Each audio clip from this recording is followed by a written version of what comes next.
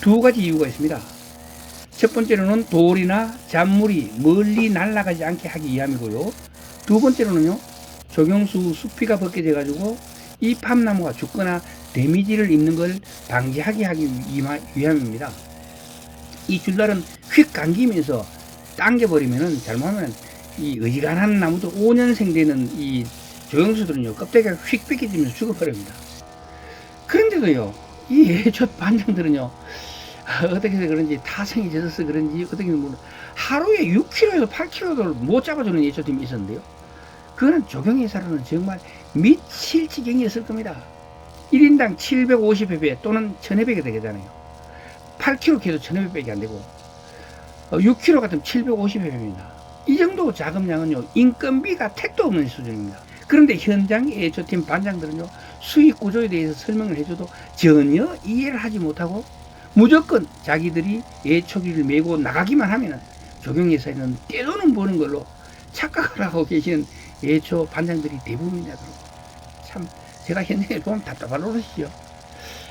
제가 오늘은 요거밖에 못 하셨네요, 이렇게 말씀을 드리면, 그리고 내일은 좀 더 분발하셔야겠어요, 이렇게 말하면요, 괜히 간섭한다고 입이 한 발 나와가지고 불평불만을 드러내는 예초팀 반장들이 많았습니다. 하루에 갓길을 3,300회배를 하면요, 회사는 돈 벌죠.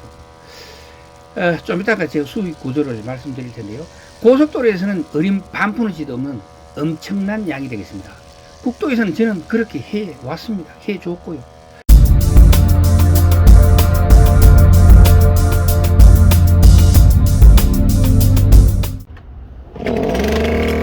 안녕하십니까. 803 조경과 구들장입니다. 오늘은 예초기 작업하는 방법으로 조경수 아래 풀베기, 하예라고 하죠.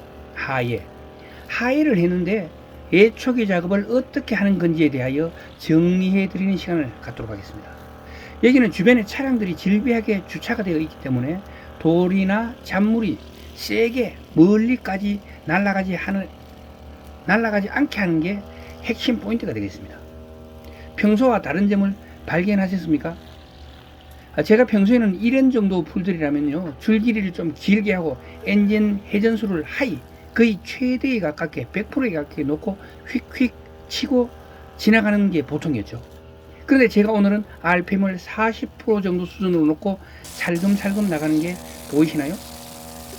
두 가지 이유가 있습니다. 첫 번째로는 돌이나 잔물이 멀리 날아가지 않게 하기 위함이고요. 두 번째로는요, 조경수 숲이가 벗겨져 가지고 이 팜나무가 죽거나 데미지를 입는 걸 방지하게 하기 위함입니다. 이 줄날은 휙 감기면서 당겨버리면은 잘못하면 이 어지간한 나무도 5년생 되는 이 조경수들은요, 껍데기가 휙 벗겨지면서 죽어버립니다. RPM이 100% 상태라면 잔물들이, 그리고 또 잔돌들이 30m 이상 날아가가지고 차량을 파손하거나 사람을 다치게 할 수 있는 그런 정도가 됩니다. 그러니까 이 돌에, 이 잔돌이 이 줄날에 휙 감기면서 휙 날아갈 때도 위험하지만, 또 쇠날, 이도날에 탁 끌려가지고 날아갈 때도 진짜 야구 선수가 이 야구공을 제대로 맞춰가 홈런이 날아가듯이 날아가면요, 거의 한 50m까지 날아가는 걸 제가 봤습니다. 2010년 3월경에 경상북도 의성군 안개면에 있는 조그만 조경회사에서 조경 현장 잡프로 일을 시작해가지고 그해 6월 조경 기능사 자격증을 취득하고 다음해 12월 조경 산업기사를 취득하였고 2013년 6월경 건축기사를 취득하여 본격적으로 노가다의 길로 접어들었습니다. 제가 조경을 본격적으로 하면서, 그러니까 2013년 11월경이었죠.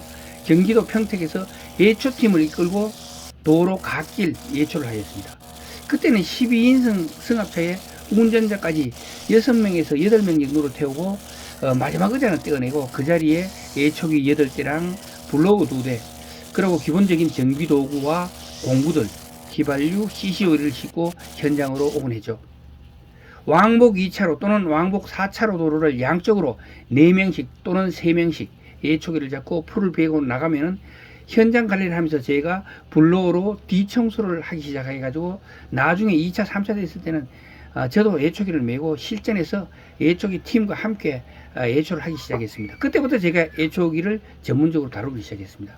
한쪽에 예초기를 맨 작업자가 2명이면 굉장히 힘이 들지만 4명 이상일 때는요, 오히려 번잡해가지고 서로가 부딪히고 간섭 효과가 있어요. 그래서 작업 효율이 떨어지는 게 사실입니다.